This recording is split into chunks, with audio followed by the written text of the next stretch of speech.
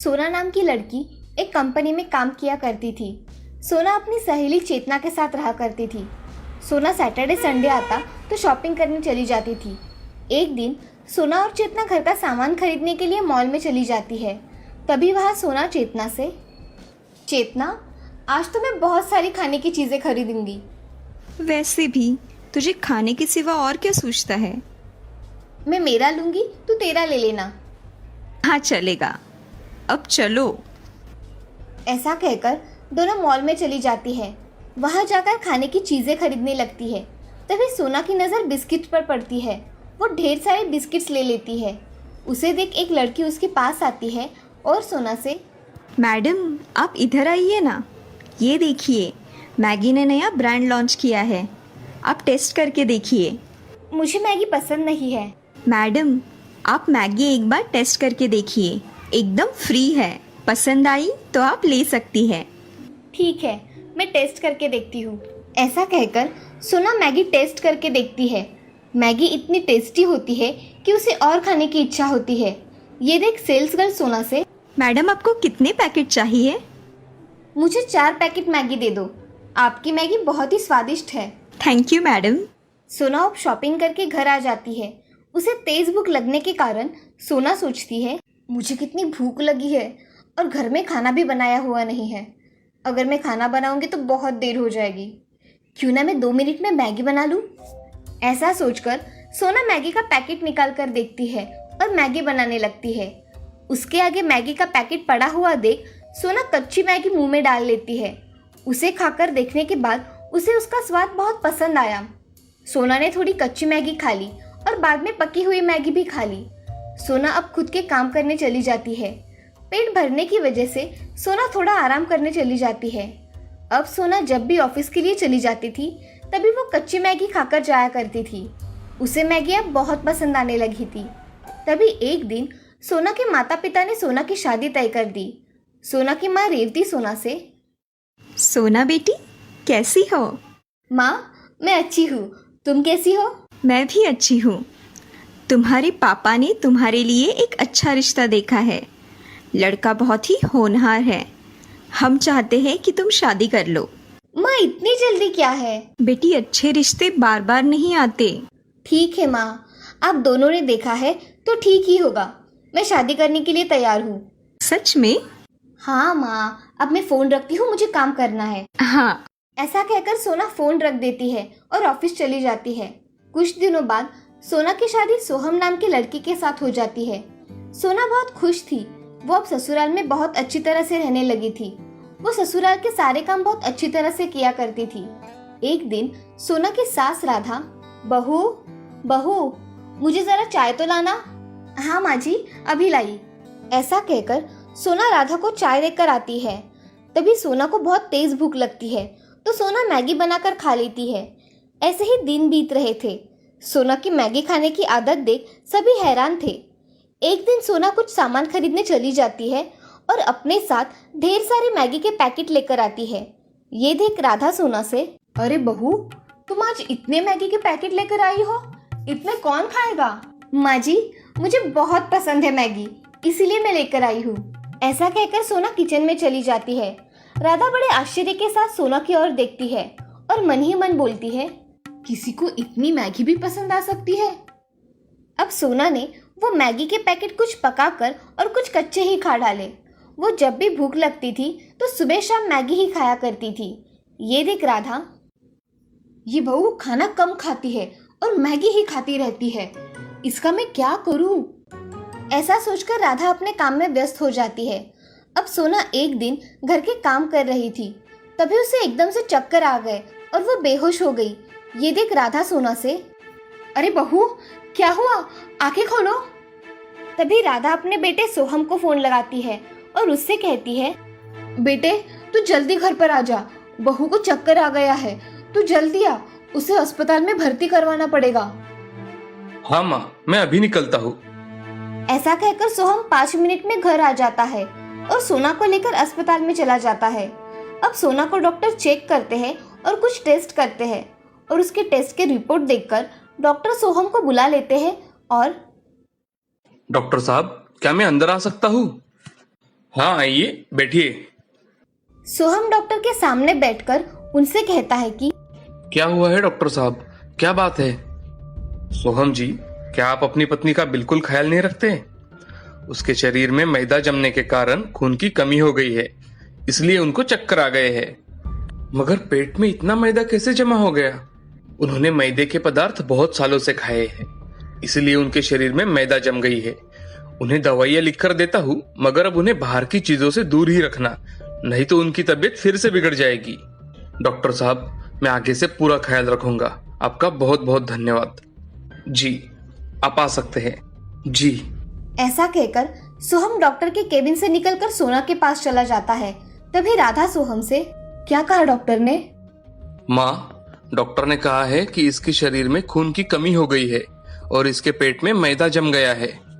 अरे बेटे, ये सब ज्यादा और कच्ची मैगी खाने का नतीजा है और कुछ नहीं। माँ, मैं सोना से बात करना चाहता हूँ, तुम जरा बाहर रुको। ठीक है बेटा। सोहम अब सोना के पास आकर सोना से, अरे सोना, कोई बच्चों की तरह इतनी मैगी खाता है क्या? तुम तो कच्ची मैगी खाने के लिए भी कम नहीं करती। अब ऐसे ही चलता रहा तो तुम्हारे पेट में कीड़े पड़ जाएंगे। सोना ये बात सुनकर बहुत दुखी होती है और वो सोहम से, मुझे माफ कर दीजिए, मुझे कच्ची मैगी अच्छी लगी तो मैंने वो भी खाना शुरू कर दिया। अब से मैगी कभी नहीं खाऊंगी। तुम सच कह रही हो ना? हाँ, मैं सच कह रही हूँ। आइंदा से मैदे के कोई भी पदार्थ नहीं खाऊंगी, मुझ पर विश्वास कीजिए। ऐसा कहकर सोना आराम करने लगती है। अब सोहम सोना को अगले दिन घर पर लेकर आता है। अब सोना कभी भी मैगी खाने का नहीं सोचती और सब कुछ हेल्दी फूड खाया करती थी। उसमें ये बदलाव देख उसकी सास राधा भी बहुत खुश हो गई थी। अब वो तीनों खुशी खुशी रहने लगते हैं। इस कहानी से हमें ये सीख मिलती है कि जिंदगी में कोई भी चीज ज्यादा मात्रा में नहीं खानी चाहिए, हमेशा अच्छी चीजें खानी चाहिए। सुंदरपुर नाम के गांव में नंदिनी नाम की एक लड़की अपने पिता के साथ रहा करती थी। नंदिनी के पिता शिवराम में खेती का काम करके अपना गुजारा किया करते थे। नंदिनी छोटी थी तभी उसकी माँ चल बसी थी।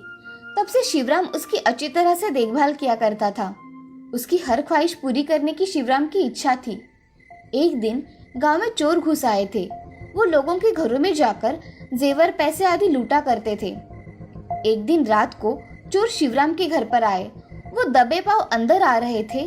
तभी आवाज आने के कारण नंदिनी की नींद खुल गई और नंदिनी उन्हें सिर्फ देख रही थी।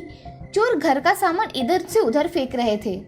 उन्होंने पैसे और कुछ जवाहरात जमा किए और वो भागने लगे। तभी नंदिनी ने जोर से चिल्लाई, चोर चोर, पकड़ो पकड़ो। उसकी आवाज सुन शिवराम नींद से उठ जाता है। तभी उसे उसके घर में चोर दिखाई देते हैं। वो जल्दी जल्दी में जोर जोर से पड़ोसियों को आवाज देता है, चोर चोर, पकड़ो, हमारे घर में चोर है। शिवराम की आवाज सुन सभी पड़ोसी नींद से उठ जाते हैं। ये सब देख चोर सब सामान लेकर घर के पिछले वाले दरवाजे से भाग जाते हैं। उनका शिवराम पीछा करता है, मगर वो चोर शिवराम को एक पत्थर उठाकर मारते हैं। वो पत्थर शिवराम के सर पर लगने की वजह से शिवराम वही बेहोश पड़ जाता है। ये देख नंदिनी वहाँ चिल्लाते हुए आती है। तभी सभी चोर वहाँ से भाग गए थे। अब पड़ोसी आकर शिवराम को अस्पताल में लेकर चले जाते हैं। शिवराम को सर पर लगने की वजह से गहरी चोट आई थी। शिवराम दवाइयाँ लेकर पुलिस स्टेशन में चोरी की कंप्लेंट करने के लिए जाता है। शिवराम पुलिस से, नमस्ते साहब। नमस्ते, तुम्हारे सर को क्या लगा है? साहब, मेरे घर पर चोरी हुई है। उसी चोरों ने मुझे पत्थर मारकर जख्मी किया है। मेरी कंप्लेंट लिखवा लीजिए साहब। ठीक है, मगर तुमने चोरों का चेहरा देखा है क्या? नहीं साहब, इतनी रात में मैं उनके चेहरे ठीक से नहीं पहचान पाया। ठीक है, जैसे ही हमें पता लगता है हम तुम्हारा सारा सामान ला देंगे। तुम्हारी कंप्लेंट लिखवा दो। ऐसा कहकर पुलिस कंप्लेंट लिखवाकर अपना काम करने चले जाते हैं। शिवराम अपनी कंप्लेंट लिखवाकर घर चला आता है। घर आते ही नंदिनी बहुत रोने लगी और उसके पिताजी से, पिताजी, उन चोरों का कुछ पता चला? उन्हें कब पकड़ने वाले हैं? नंदिनी बेटा, मैंने पुलिस स्टेशन में जाकर कंप्लेंट की है। पुलिस वाले अब चोरों को पकड़ने ही वाले होंगे। जब पुलिस वाले उनको पकड़ेंगे तो हमें कॉल करके बताएंगे। ऐसा कहकर शिवराम अपने कमरे में आराम करने चला जाता है। अब नंदिनी को पता चलता है कि चोर अभी तक पकड़े नहीं गए थे। ऐसे ही बहुत दिन बीत जाते हैं, मगर चोरों का कुछ पता ही नहीं चलता। इसीलिए नंदिनी शिवराम से, पिताजी, वो चोर कब पकड़े जाएंगे? मुझे नहीं लगता बेटी कि अब वो चोर पकड़े जाएंगे, क्योंकि अब तक पुलिस वालों ने उन्हें पकड़ लिया होता और अभी तक पुलिस वालों का कोई फोन भी नहीं आया। इसका मतलब पुलिस वालों ने उन्हें नहीं पकड़ा। पुलिस के हाथों वो चोर लगे ही नहीं, वो भाग गए होंगे बेटी। पिताजी, मैं बड़ी बनकर पुलिस अफसर बनूंगी। हाँ मेरी बच्ची, तुम बड़ी बनकर पुलिस अफसर बनना। हाँ पिताजी, मैं पुलिस बनकर चोरों को पकड़ूंगी और उन्हें सजा दूंगी। मैं तुम्हें पुलिस अफसर जरूर बनाऊंगा मेरी बच्ची। ऐसा कहकर शिवराम अपना काम करने चला जाता है। अब नंदिनी उस दिन से बहुत मन लगाकर पढ़ाई करने लगती है।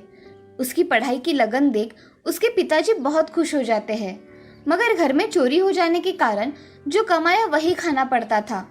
ऐसे ही उन दोनों के दिन बीत रहे थे। कभी कभार उनके खाने के लाले भी पड़ा करते थे, मगर वो दोनों वक्त संभाल लेते थे। अब नंदिनी बड़ी हो गई थी, वो कॉलेज में पढ़ने जाने लगी थी। उसकी पढ़ाई का खर्चा करके शिवराम के पास कुछ भी नहीं बचता था, मगर वो काम करके अपना गुजारा किया करता था। एक दिन शिवराम का रास्ते से जाते जाते एक्सीडेंट हो जाता है। रास्ते के लोग शिवराम को अस्पताल में लेकर चले जाते हैं। तभी पड़ोसी कीर्ति नंदिनी को फोन करके, नंदिनी, मैं कीर्ति बोल रही हूँ। हाँ बोलो कीर्ति, कैसे फोन किया? तुम्हारे पिताजी का एक्सीडेंट हुआ है नंदिनी, तुम जल्दी घर आ जाओ। क्या? मेरे पिताजी का एक्सीडेंट कब हुआ? अभी हुआ है, उन्हें अस्पताल में लेकर गए हैं, तुम जल्दी आओ। हाँ, मैं अभी निकलती हूँ। ऐसा कहकर नंदिनी फोन रख देती है और जल्दी जल्दी घर आने के लिए निकल जाती है। कुछ घंटों में नंदिनी गांव में पहुंच जाती है और वो जल्दी जल्दी अस्पताल में पहुंच जाती है। अस्पताल में उसके पिताजी को देख नंदिनी रोने लगती है। क्या हुआ है पिताजी आपको? ऐसे कैसे हुआ? अब उठिए ना। ऐसा कहकर नंदिनी बहुत रोने लगती है। कुछ घंटों बाद शिवराम को होश आ जाता है और नंदिनी को सामने देख शिवराम बहुत खुश हो जाता है। शिवराम के ऑपरेशन में बहुत सारे पैसे लगने के कारण नंदिनी गांव के जमींदार के यहाँ चली जाती है।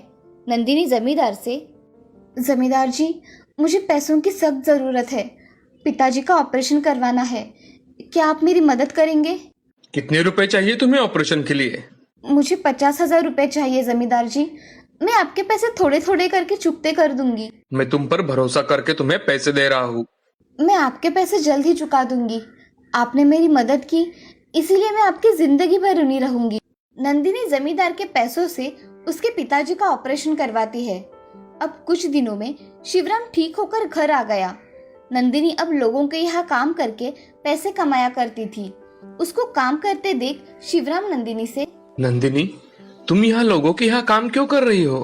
तुम्हें कॉलेज नहीं है क्या आज? पिताजी, मैं सोच रही थी कि आपकी तबीयत ठीक हो जाने के बाद मैं कॉलेज चली जाऊंगी। मगर बिटिया, तुम्हारी पढ़ाई भी तो उतनी ही महत्वपूर्ण है, ये काम तो होता ही रहेगा।